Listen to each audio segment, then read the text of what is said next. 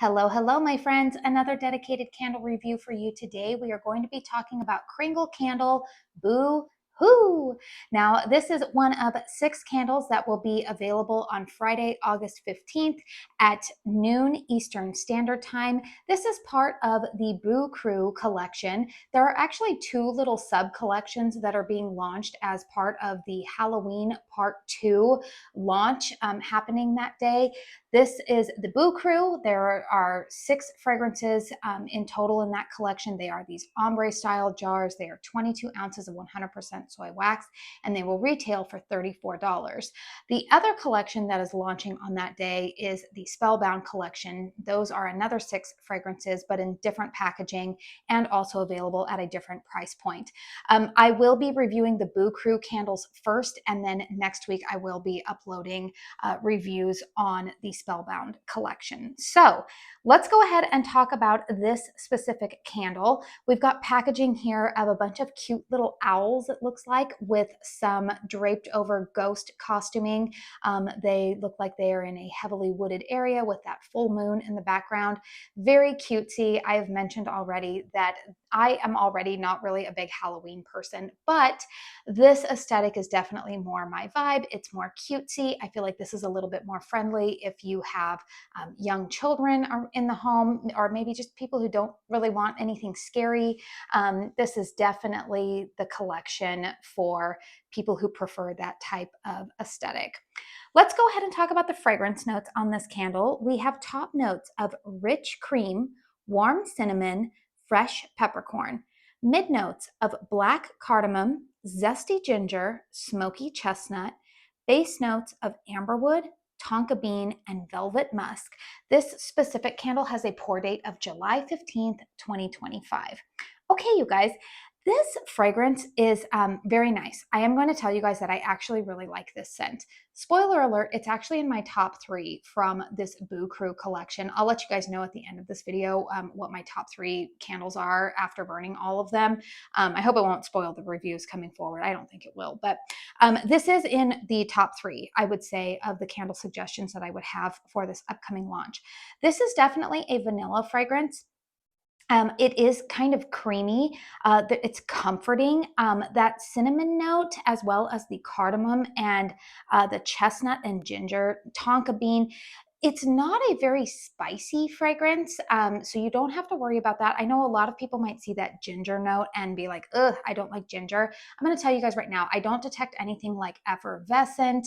I feel, or even like, it's not even like gingerbread ginger. Like the ginger note is not very, very present for me. The warm cinnamon and fresh peppercorn, some creaminess to it. This fragrance is almost a little bit hard for me to describe because while I would say that a vanilla fragrance tends to lean a little gourmand, this to me is not really a true gourmand type of vanilla. This is leaning more like a vanilla body care type of fragrance to my nose personally. Do I like it? Yes, I do. Somebody had asked me in one of the videos, please forgive me if I forget who you were, but somebody did say, is Boohoo like Bath & Body Works Wicked Vanilla Woods? I did actually run into Bath & Body Works yesterday just to do a sniff comparison, and I will tell you no, it is not like Boohoo. I would say, actually, if you like Wicked Vanilla Woods, the fragrance from the Halloween lineup that kind of reminded me the most of that fragrance, I feel like Mummy Marshmallow kind of falls more in line with Wicked Vanilla Woods than this fragrance. This leans, like I said, a little bit more vanilla body care to my nose. I do get some of that tonka bean. I think it's the velvet musk in the base note here that comes out the longer that you burn this fragrance that just kind of gives me a little bit more of a vanilla body care vibe. It's not a super warm vanilla. I don't think like it's not like Bath & Body Works warm vanilla sugar. This is not an overly sugary sweet vanilla type of fragrance. It's just a very I almost want to say it's like a sophisticated vanilla type of scent. I really, really like it. It pairs nicely with a lot of other fragrances. Currently, I have enjoyed pairing it the most with the Howling at the Moon as well as the Bobbing for Apples fragrances. I feel like this one and Bobbing for Apples in particular complement each other very nicely. But this also would go nicely with Ghost Stories because Ghost Stories has kind of like a smoky element with, even though it's not listed, there's like a sweet vanilla marshmallow note going on in that fragrance. And so this one complements it as complements it nicely. But like I said, I get a little bit of that cardamom in here and the warm cinnamon. The cinnamon note in here is not red hot cinnamon. It's not even really something that I would smell this and say, oh yeah, I'm getting a ton of cinnamon out of this. I'm definitely getting more of what I would say I think would be the chestnut, the tonka bean, the velvet musk, and that top note of like a rich cream in here and a little bit of that peppercorn in this.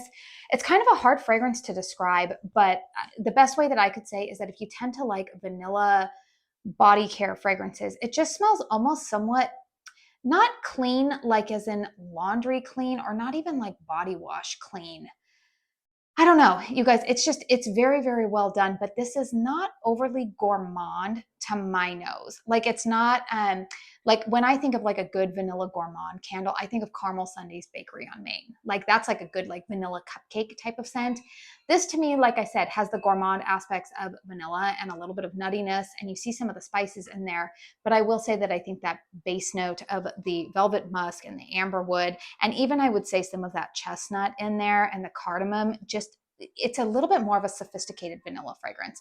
I do actually really, really like the scent. The scent does get 2 thumbs up from me.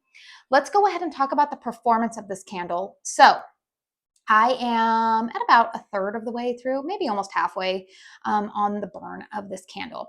Okay, first burn, I'm just gonna let you guys know, I couldn't smell it at all. And I was really disappointed. I was like, oh no, like this is not good at all. Second burn, I did notice it start to pick up a little bit, but even then it took about 2 hours for me to start smelling it. Successive burns after that, I will tell you guys that I feel like this fragrance, I'm going to give it about like a 6.5 in terms of strength and throw. I do find that this candle performs better in closed concept areas. So like if I burn this in my bedroom, it does a better job in there. However, when I do place it out in the open concept, the reason I'm going to give it about a 6.5 is because I do detect it in the open concept. Once again, it does take about 45 minutes for me to start smelling it out there. But it does, the fragrance itself wants to stay pretty concentrated to like my living room, and even then I wouldn't even say that it throws all the way to my my front door. It kind of stays like in that little like sitting area of my living room. It doesn't throw all the way into the kitchen. Kind of similar, I would say, to it shares this aspect, I would say, with the Lil Devil, in that I do find myself going nose blind to it pretty quickly.